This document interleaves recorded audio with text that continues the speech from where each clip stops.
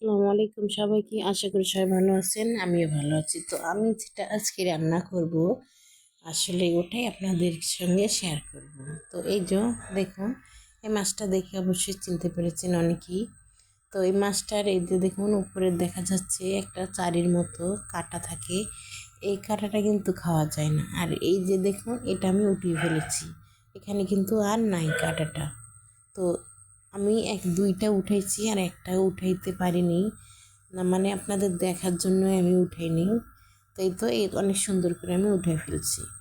তো এই মাছের কিন্তু আসতে হয় না, এই কাঁটাটাই মূল উপকরণ। তো এই মাছটা যখন আমি এই যে এখন লবণ, হলুদ, লবণ আর মরিচের কিছু গুঁড়ি দিয়ে সুন্দর করে মেখে নেব।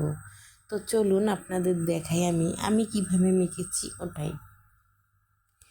তারপরে তো আমি এখানে সব কিছু দিয়ে এখন হাতে মেখে নেব। খুবই সুন্দর করে মাখতে হবে, কারণ এটা আমি আজকে তরকারি করব না, ফ্রাই করব, যার জন্য আমাকে কিন্তু খুব সুন্দর করে মাখতে হবে।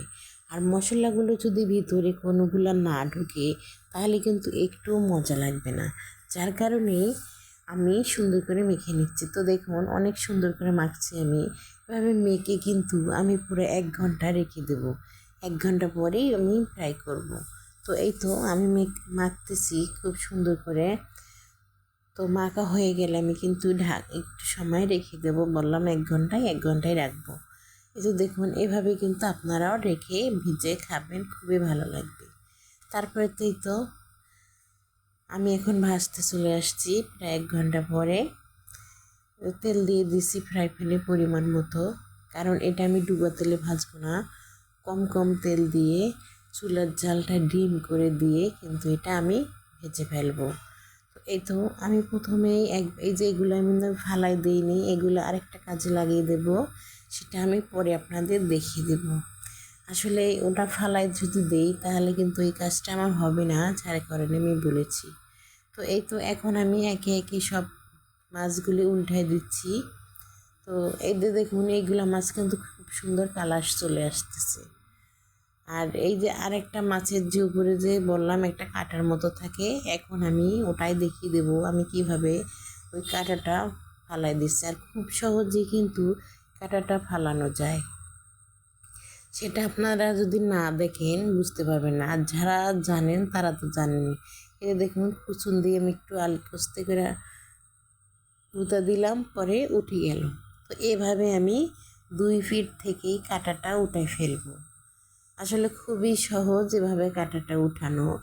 আর যদি কেউ পারেন বটির সাহায্যে উঠাই ফেলবেন। আমি আগেরটা উঠেছি, কিন্তু এটাই সহজ পদ্ধতি।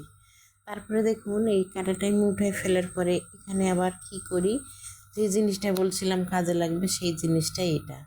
এই তো সেই মশলাগুলি আমি একটা বেরাসের সাহায্যে এই 2 ফিটে সুন্দর করে লাগাই দেবো, যার কারণে আমি ওটা ফালাই দিইনি, রেখে দিয়েছিলাম। তো এই তো এখানে কিন্তু আমার কোনো মশলাই ঢুকে নাই, এই জন্য আমি কাঁটাটা ফালার পরে এই মশলাটুক এখানে এখন মাখিয়ে দেব।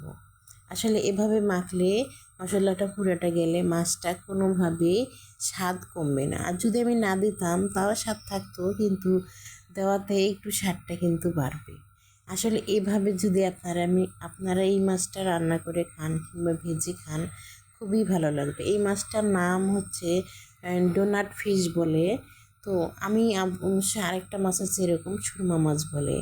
তো ওইটার এইটা কিন্তু আলাদা জিনিস, দুইটা দুই রকম, কিন্তু সাইজ মানে দেখতে একরকমই লাগে। কিন্তু ওই সুরমা মাছটার উপরে ওইটা থাকে না কাঁটাটা, আর এই ডোনাট মাছটার ভিতরে এটা কিন্তু থাকে। তারপরে তো এই তো আমি এখন সুন্দর করে ভেজে নিচ্ছি, একদম কড়কড়া করে ভেজে ফেলবো। এই তো হয়ে গেছে আমার ভাজা, এখন আমি প্লেটে উঠিয়ে ফেলছি।